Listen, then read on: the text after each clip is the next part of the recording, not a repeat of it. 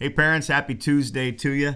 Hope your week is going great. My guess is it's going better than last week because last week wasn't your last week of figuring out how to be the primary educator in your home. As such, I want to take a moment today to give you some ideas to be thinking about because lots of times. I think when we're in the middle of a new or a weird season that we didn't expect, we're just trying to get through the end of it, and we don't take an opportunity to say, what could we do to make this meaningful? What could we do to make this memorable for our kiddos, for our family? So I just want to throw out some ideas for you to maybe consider as you're wrapping up your school year with your family in your own home.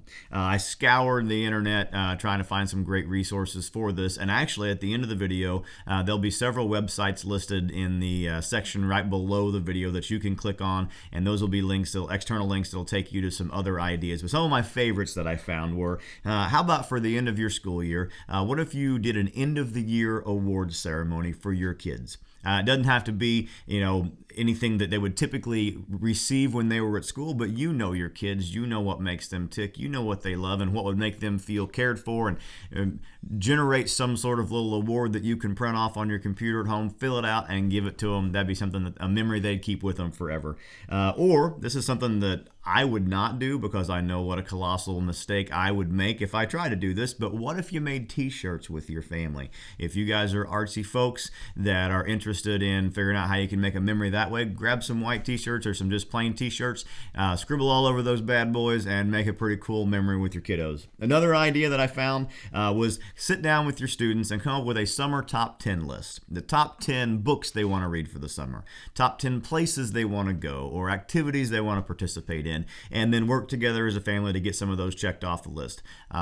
Goodness me, we're in a situation right now where I said goodness me, I sounded like my grandma right there. I apologize. Goodness gracious, we're in a situation right now where we're probably just trying to survive, and maybe we're not thinking about how do we do a lot of fun stuff with our kiddos. So have them come up with a list of their 10 things they'd love to do the most and do those together with them. Here was an interesting idea that I found that I thought, well, that's kind of fun. What if at your house, because we've all got cameras these days on our phones that are better than the cameras we used to have growing up, what if you set up a photo booth at your house? Told your kids to grab some of the coolest props they could think of, some of the funniest things they could find, and made a background. They could draw the background, or you could set it up however you wanted to, and just spent an afternoon taking pictures, laughing together, and being as wacky and crazy as possible. Maybe frame some of those and put them up on your walls, and never ever forget the way God was faithful in the midst of this weird season for your family. And here's another one that I thought was pretty cool. I love camping.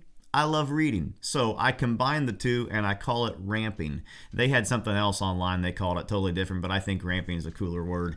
So you set up a tent in your house or in your yard, maybe in your house where you can close the blinds, and then you can make it kind of dark in there, and give the kids headlamps, have them go into their tent, spend some time reading their favorite book, and you, wonderful parent that you are, could have ahead of time planned to buy the things that you need for s'mores. You can even make those in the microwave if you want to, and you guys could have s'mores together while you're on a ramping trip. You could read like crazy, give them some of your favorite books, or have them read to you, and just make that a cool memory where you guys can do some reading together, and do something a little outside the box to celebrate the end of this school year. And I hope you'll be able to take one of those, maybe all of those, and make it more exciting in your home this week than just thank you, Lord, we finally survived. Speaking of that, hang in there. You are going to survive. You are going to get through it. And never forget that God goes with you wherever you go. And He is honored by every attempt that you make to be a godly parent who leads your kids well. Keep doing it. Take care.